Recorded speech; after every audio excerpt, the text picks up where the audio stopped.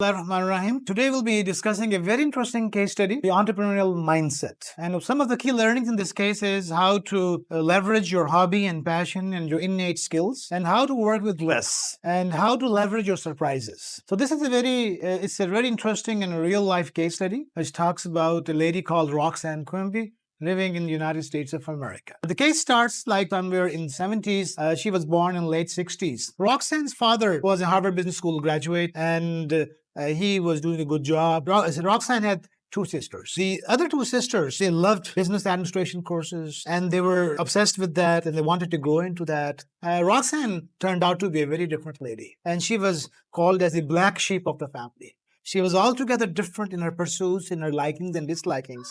And eventually, as she grew up, she developed a different taste. She started loving nature. She started living, agriculture, nature, animals. While they were very young, the father used to make them work on entrepreneurial projects.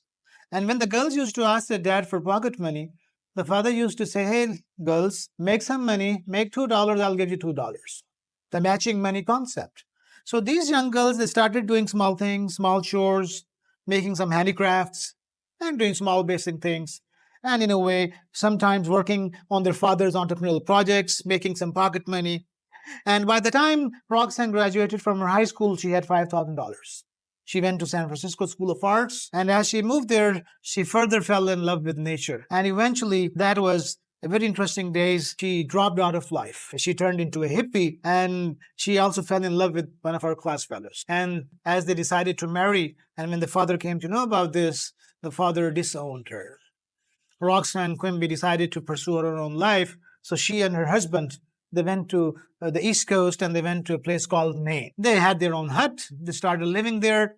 They used to live a life of, nomads, and to make some money on the weekends. And in a couple of years, they were bestowed with some twins. As a mother, she felt more responsibility, and she convinced her husband to go out and work and make some money. But the husband was not that kind of person. So as time passed on, the arguments between the husband and wife arose, and eventually this ended up in divorce and separation. So Roxanne Quimby, she took her two kids, and she put them on the snow van. She put her luggage, and she pulled that snow van and brought them down to the other side of the forest. She arranged a small tent, and she started living there. She had the basic utensils. She was able to make a stove, got some woods from the jungle, and started cooking. And this is how her new life begins. There's no water, no electricity, no gas, and no telephone, and things take a new turn for Roxanne. Roxanne used to go to the nearby town for a weekend grocery and shopping, and used to go there and come back. And this is how life was passing on and working. She started doing some small chores, small work and tasks. And one day she figured out that she can make handicrafts. And that feeling made her feel strong. She remembered her childhood, and she started doing small things. And even she did some waitressing jobs, and which fetched her some dollars, and she started living in that life. Roxanne Quimby used to go to the jungle to get the woods. She used to get some fruits from the trees, and apples and berries, and this is the way the family was living. One day, as Roxanne Quimby went into the jungle, she saw a very interesting phenomena taking place, and what she saw was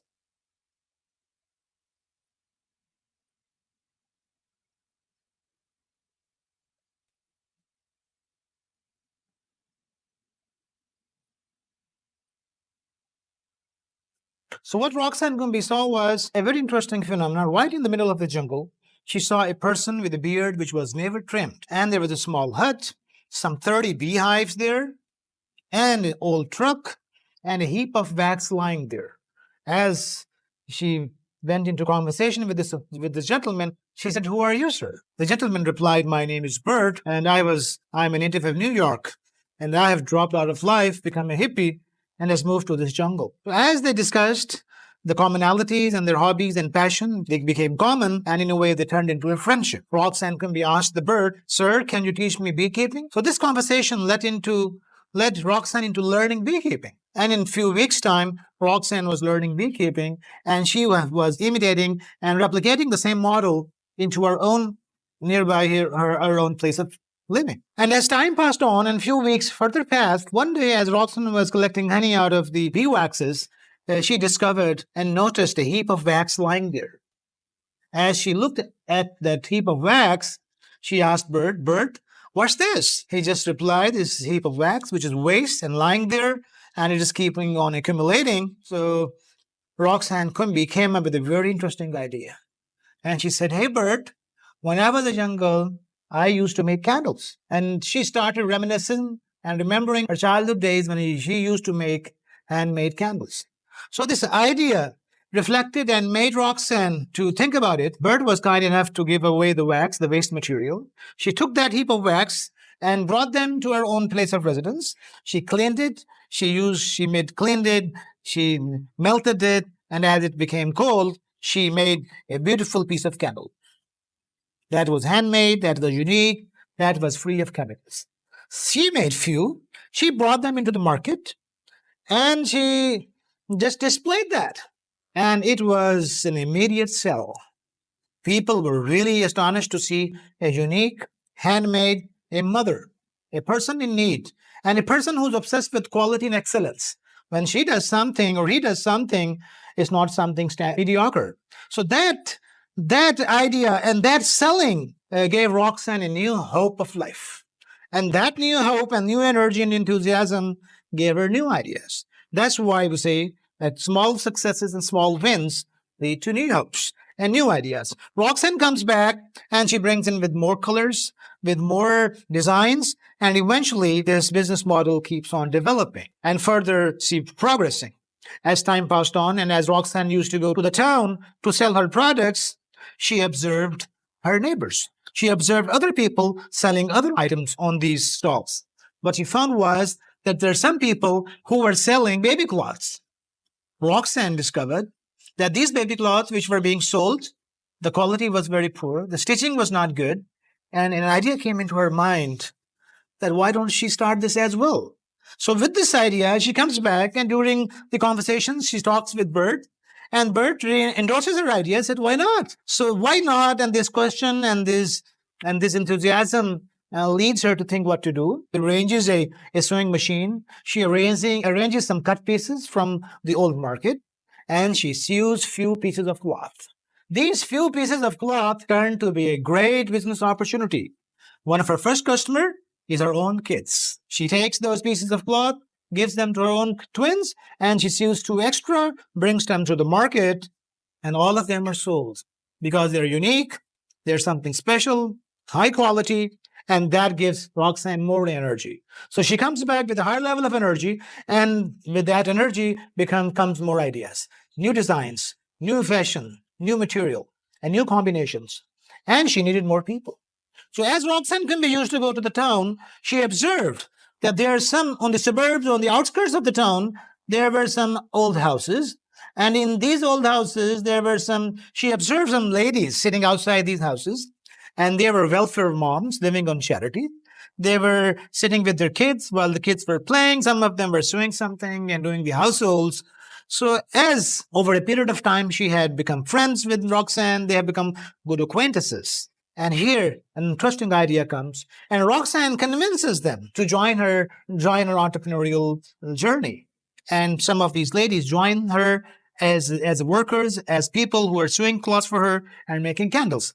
So this journey proceeds further, and Roxanne Quimby keeps on observing. And as you get small successes, the capability to observe more increases. One day, Roxanne Quimby saw the birdhouses being sold in the market. And she said, hey, I can make much better.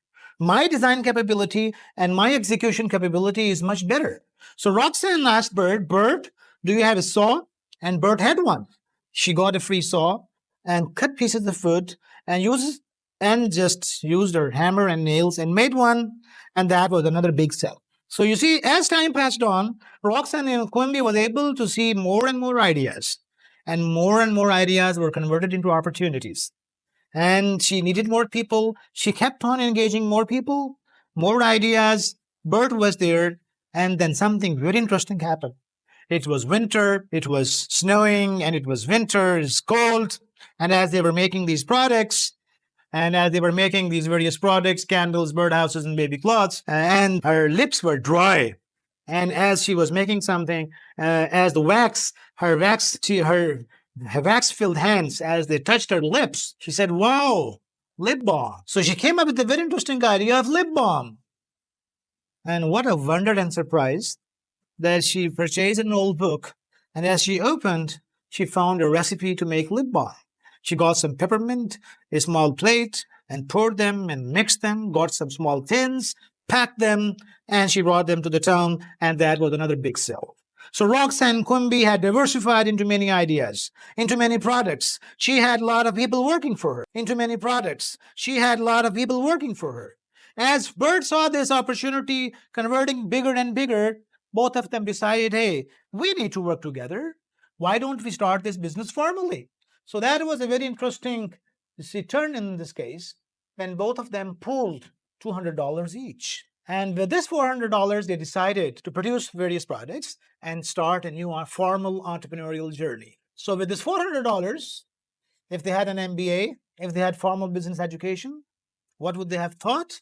They would have taught place, they would have taught equipment, they would have taught about machinery, they would have taught about people, they would have taught about raw material, operations management, inventory management. So all these things together.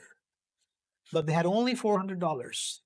So here comes the entrepreneurial mindset.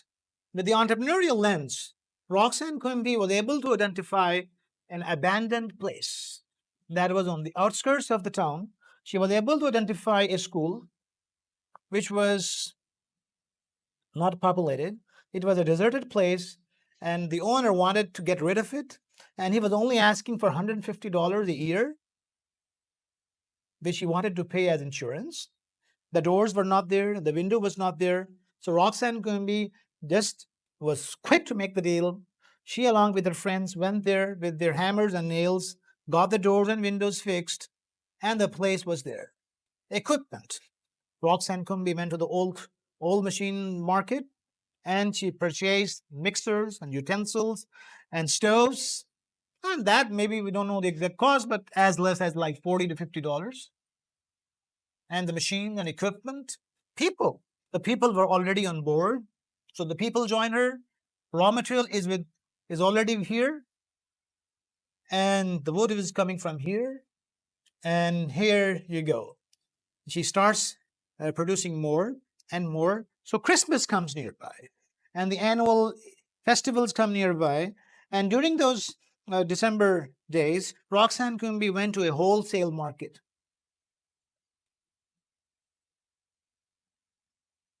And displayed her products. And those products were unique, they were chemical free, they had a unique selling proposition, close to home, close to nature, and they were sold. Some people from big cities purchased those and took them to big cities.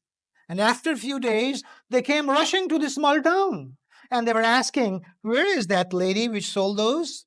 Where is that lady which makes those? They were told that she lives near the forest. They reach her, approach her home, and they say, ma'am, how can we contact you? Do you have a telephone number? And Roxanne Quimby was speechless because she did not have a telephone number. And once again, you can see here, the entrepreneurial mindset comes into action. The entrepreneurial lens does not impede you. The entrepreneurial perspective makes you think in a very different way. Roxanne starts thinking, she said, oh, there's a medical store. There's a medical store in the town, and I can request him or her to take her telephone calls. She goes there and says, sir, we are few women who are starting a new entrepreneurial venture. We're writing history. We're helping women. Can you please take some of our telephone calls? And that gentleman said yes. And here you go. The telephone was there. As the product started, demand started coming up. People gave advice to Roxanne that why don't you go to the nearby towns and cities and sell your products? Roxanne needed a transport. Where do you get a transport from? So the entrepreneurial perspective, the entrepreneurial lens, she said, hey, Burt has a truck. Burt has a truck. She said, Burt, can I borrow your truck? And Burt was a natural ally because he was the partner, 50%. So she got a truck with her own fuel, 50-50%. She put her kids along with the tent, along with the support lady. She went to another town. So in a way, this multiplying factor, it just took 10 years for this lady to go to a very interesting position. So by 1984, she has 44 employees. She has dozens of variants of products. Her products have reached 3,000 retail outlets in the United States of America. She has $8,000 in the bank. And uncollected debt is only $2,500 and $3 million annual sales.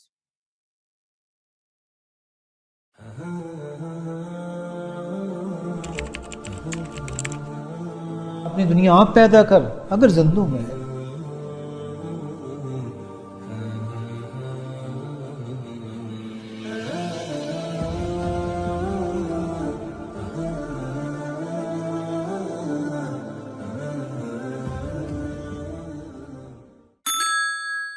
मिलकर करते हैं पैदा एक नया जहां। नीचे comment कीजिए